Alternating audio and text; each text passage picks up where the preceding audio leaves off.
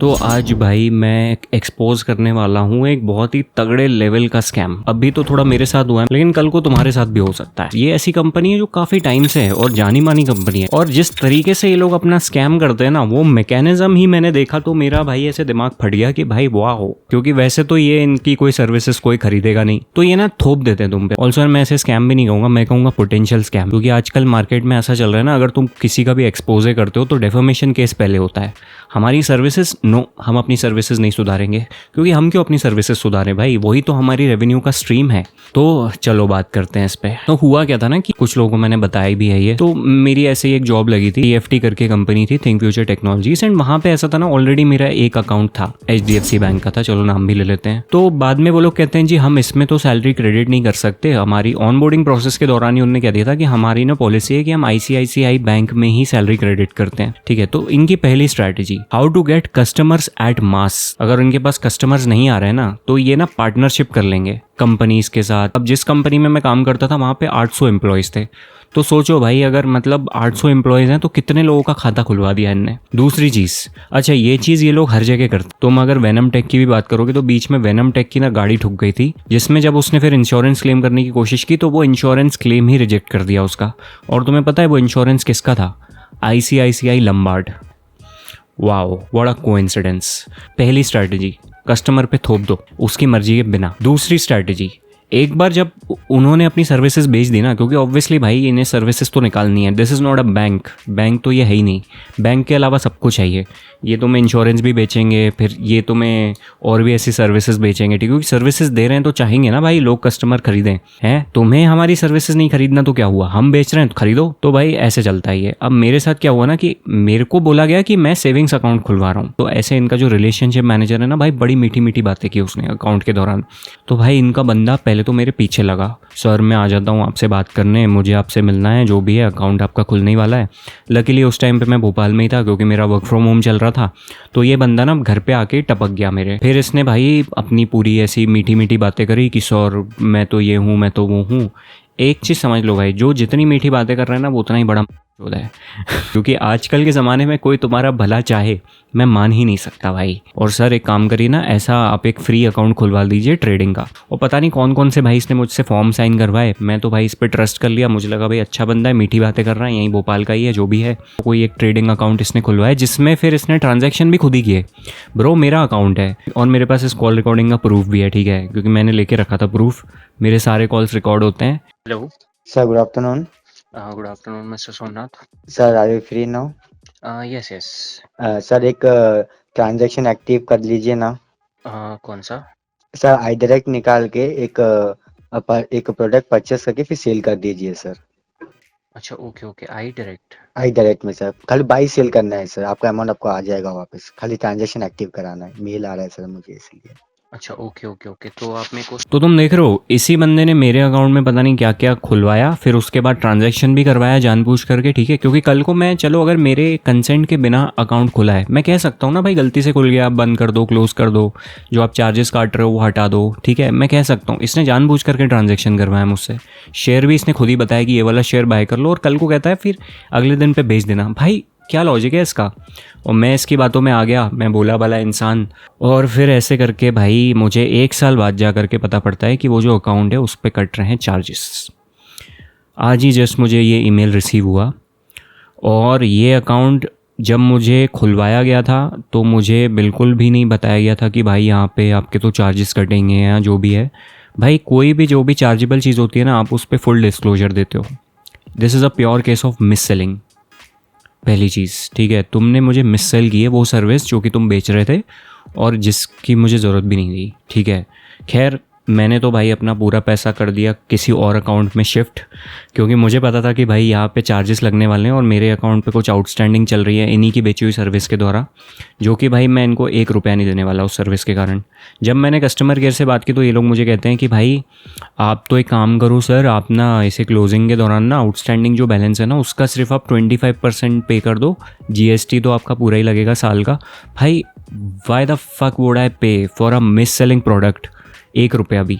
Now this is not about कि ये जो भी सर्विसेज बेचते हैं वो 800 रुपये की है या 8000 रुपये की है। आई बिलीव चोरी 1 रुपये की हो या 1000 रुपये की हो, चोरी चोरी होती है। Why would you even tell your person to your relationship manager कि तुम मुझे वो चीज़ भेज दो जो कि मुझे ख़रीदनी ही नहीं है, वो भी मिस सेल करके बिना पूरी इन्फॉर्मेशन दिए। ठीक है, वो तो अच्छा हो भाई, मेरे पास पूरी कॉल की रिकॉर्डिंग है। अब देखो मैंने इन्हें ईमेल भेजा है, नाउ लेट्स सी कि इस ईमेल का क्या होता है। मैंने भेज दिया अपनी तरफ से ईमेल, इन्होंने इनकी तरफ से मुझे रिप्लाई आया कि भाई विद इन 24 आवर्स ये लोग मुझे रिप्लाई बैक करेंगे एंड मेरी क्वेरी को रिजॉल्व करेंगे।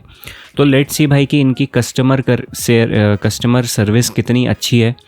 ठीक है, देखते हैं भाई, क्योंकि वेनम भाई को तो भाई इन लोगों ने बहुत जलाया था।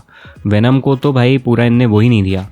ठीक है, वेनम टेक अगर तुम लोग जानते होगे, एक यूट्यूबर है जिसने कार खरीदी और जिसकी कार वार फिर ठुक गई, बाद में इन लोगों ने इंश्योरेंस ही डिक्लाइन कर दिया। मतलब इंश्योरेंस लेते टाइम तुमने पैसे ले लिए, बाद में जब उस इंश्योरेंस को क्लेम करने की बात आई तो तुमने क्लेम ही रिजेक्ट कर दिया।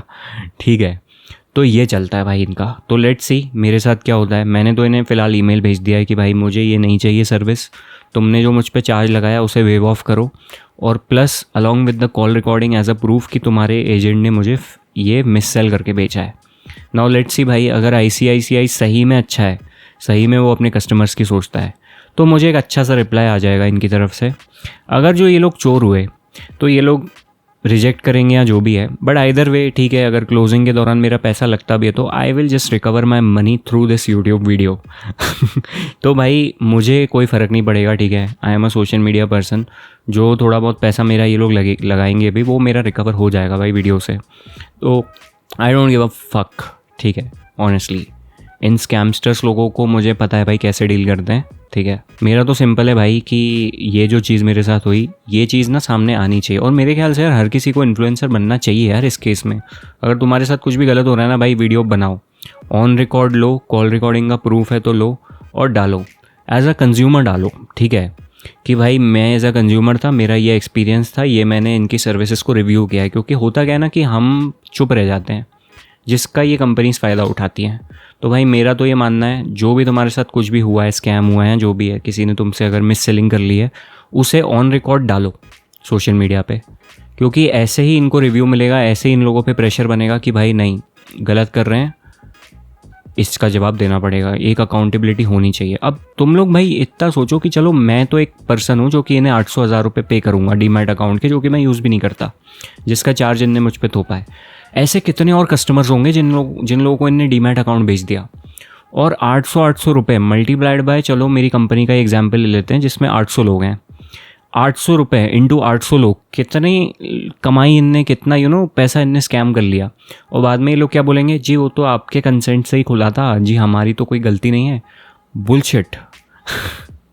तो भाई बहुत ही बड़े लेवल का स्कैम है। ठीक है, लंबार्ड में स्कैम है, ICICI डायरेक्ट में स्कैम है, और potential scam. By the way I am not claiming anything, this is not a fact, this is a theory. ठीक है, तो कल को अगर डेफेमेशन केस करते भी हो तो मैं हालांकि डरता नहीं हूँ तुमसे, बट स्टिल मेरी वीडियो जो मैं बना रहा हूँ ना, it should be protective of all the defamation cases anyway.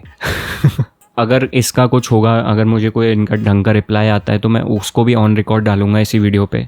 24 घंटे होने देते हैं, लेट्स सी इनका क्या रिप्लाई आता है, लेट्स सी इनके इन्वेस्टिगेशन टीम क्या कहती है इस मिस सेलिंग के ऊपर।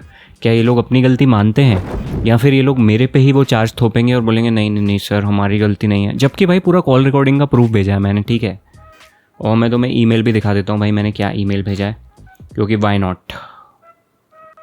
तो भाई ऐसा सा मेरा कुछ ईमेल है जो कि मैंने एक रिस्पॉन्सिबल कस्टमर होने के नाते इन्हें भेजा।